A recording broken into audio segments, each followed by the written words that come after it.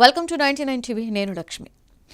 America రాజకీయ వర్గాలలోనే కాదు అంతర్జాతీయంగా కూడా పెద్ద చర్చకు దారితీసిన అంశం ఇప్పుడు ఈ Gaza board of piece. America అధ్యక్షుడు డొనాల్డ్ ట్రంప్ ఏర్పాటు చేశారని చెబుతున్న ఈ బోర్డుకు సంబంధించి బయటకు వచ్చిన వార్తలు ఒక్కసారిగా సంచలనాన్ని సృష్టించాయి.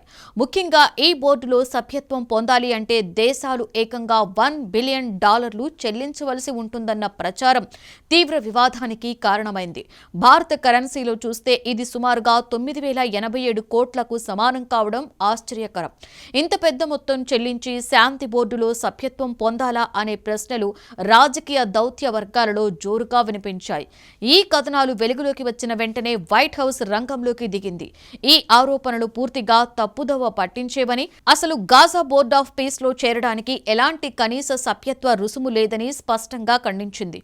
కొందరు కావాలనే ఈ విషయాన్ని డబ్బుతో ముడిపెట్టి చూస్తున్నారని, వాస్తవానికి ఇది శాంతి ప్రక్రియలో భాగస్వామ్య దేశాలను ప్రోత్సహించేందుకు తీసుకున్న ఒక విధానమని వైట్ హౌస్ వివరణ ఇచ్చింది. అయితే ఈ వివాదానికి మూలం బ్లూంబర్గ్ ప్రచురించిన ఒక నివేదిక. ఈ నివేదిక ప్రకారం గాజా బోర్డ్ ఆఫ్ పీస్ కి సంబంధించిన ముసాయిదా చార్టర్లో కొన్ని కీలక అంశాలు పొందుపరిచినట్లుగా పేర్కొన్నారు.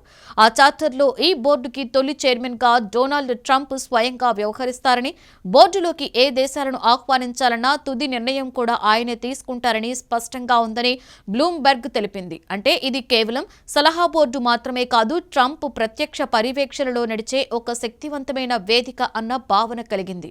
ఇంకా అదే చార్టర్లో మరో ఆసక్తికరమైన అంశాన్ని కూడా ప్రస్తావించినట్లుగా బ్లూంబెర్గ్ పేర్కొంది.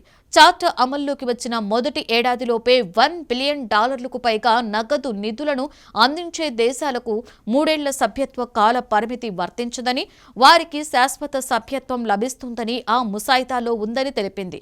ఇదే అంశం ఇప్పుడు పెద్ద దుమారం రేపింది. శాంతి బోర్డులో శాశ్వత సభ్యత్వం డబ్బుతో కొనుగోలు చేసినట్లుగా ఈ నిబంధన ఉందని విమర్శకులు ఆరోపిస్తున్నారు. ఈ కథనంపై వైట్ హౌస్ స్పందిస్తూ మరోసారి తన వాదనను పునరుద్ఘాటించింది.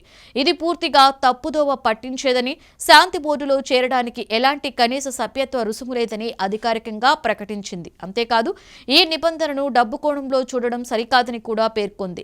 శాంతి, భద్రత, గాజా ప్రాంతంలో స్థిరత్వం, ప్రజల శ్రేయస్సు కోసం లోతైన నిబద్ధతను ప్రదర్శించే భాగస్వామ్య దేశాలకు మాత్రమే దీర్ఘకాలిక లేదా శాశ్వత సభ్యత్వం ఇవ్వాలన్న ఉద్దేశంతోనే ఈ విధానం రూపొందించామని వైట్ హౌస్ వివరణ ఇచ్చింది. అంటే డబ్బు కాదు, కమిట్మెంట్ ముఖ్యమన్న మాట అని వారు చెబుతున్నారు. ఈ మొత్తం వ్యవహారం ఇలా ఉండగా శుక్రవారం నాడు ట్రంప్ ఈ బోర్డుకి సంబంధించిన సభ్యుల వివరాలను అధికారికంగా ప్రకటించారు.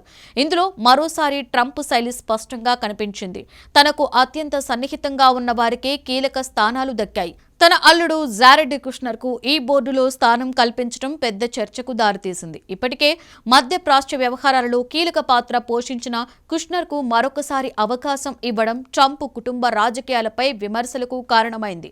అలాగే అమెరికా విదేశాంగ మంత్రి మార్కో రుబియోకు కూడా ఈ బోర్డులో చోటు దక్కింది. దౌత్య రంగంలో అనుభవం ఉన్న వ్యక్తిగా రుబియో ఎంపిక కొంతమేర సమర్థించబడుతున్న మొత్తం బోర్డులో ట్రంప్ ప్రభావం ఎక్కువగా ఉందన్న విమర్శలు తగ్గలేదు. అంతేకాకుండా ట్రంప్ వ్యాపార భాగస్వామిగా పేరున్న స్టీవ్ విట్కాఫ్ కి కూడా సభ్యత్వం ఇవ్వడం రాజకీయ ప్రయోజనాల కోసం ఈ బోర్డును ఉపయోగిస్తున్నారా అన్న అనుమానాలను కూడా బలపరిచింది. గాజా పరిస్థితిపై కేవలం రాజకీయ చర్చలతో సరిపోదని ట్రంప్ భావించినట్లుగా కనిపిస్తోంది. అందుకే గాజాలో భద్రతను పర్యవేక్షించేందుకు ప్రత్యేకంగా ఒక అంతర్జాతీయ స్థిరీకరణ దళంను ఏర్పాటు చేస్తున్నట్లు ప్రకటించారు. హమాస్ స్థానంలో ఒక కొత్త పోలీసు వ్యవస్థను ఏర్పాటు చేయడమే ఈ దళం ముఖ్య ఉద్దేశమని, గాజాలో శాంతి భద్రతలను కాపాడడం అని చెబుతున్నారు. ఈ అంతర్జాతీయ స్థిరీకరణ దళానికి యుఎస్ మేయర్ జనరల్ జాస్పర్ జెఫర్స్ ను అధిపతిగా నియమించారు. సైనిక అనుభవం ఉన్న వ్యక్తిని నియమించడం ద్వారా గాజా భద్రత విషయంలో అమెరికా ఎంత సీరియస్ గా ఉందో చూపించాలి అన్న ప్రయత్నంగా దీనిని విశ్లేషిస్తున్నారు. ఇదే కాకుండా ఈ వ్యవహారంలో ప్రాంతీయ దేశాలకి కూడా భాగస్వామ్యులను చేయాలి అన్న ఉద్దేశంతో ఈజిప్టు, ఖతార్, యుఏఈ, టర్కీ ప్రతినిధులతో కూడిన ఒక ప్రత్యేక సలహా మండలిని ఏర్పాటు చేశారు. మధ్య ప్రాచ్యంలో ప్రభావం ఉన్న ఈ దేశాలను కలుపుకోవడం ద్వారా గాజా సమస్యకు అంతర్జాతీయ స్థాయిలో మద్దతు కూడగట్టాలి అన్న వ్యూహం ఇందులో కనిపిస్తోంది. అయితే ఈ సలహా మండలికి నిజంగా ఎంత అధికారం ఉంటుంది, వారి సూచనలు ఎంతవరకు అమలవుతాయి అన్నది మాత్రం ఇంకా స్పష్టంగా తెలియదు. గాజా బోర్డ్ ఆఫ్ పీస్ అనే అంశం ఇప్పుడే కాదు, రాబోయే రోజుల్లో కూడా పెద్ద రాజకీయ చర్చలకు కేంద్ర బిందువుగా మారే అవకాశాలు స్పష్టంగా కనిపిస్తున్నాయి. శాంతి పేరుతో ఏర్పాటైన ఈ బోర్డు నిజంగా గాజా గాజాకు శాంతిని తీసుకొస్తుందా లేక ట్రంప్ రాజకీయ వ్యూహాలలో మరో అధ్యాయమా అన్నది కాలమే తేల్చాలి. కానీ ఒక విషయం మాత్రం ఖాయం, ఈ బోర్డు చుట్టూ ఉన్న వివాదాలు మాత్రం ఇప్పట్లో తగ్గేలా కనిపించడం లేదు.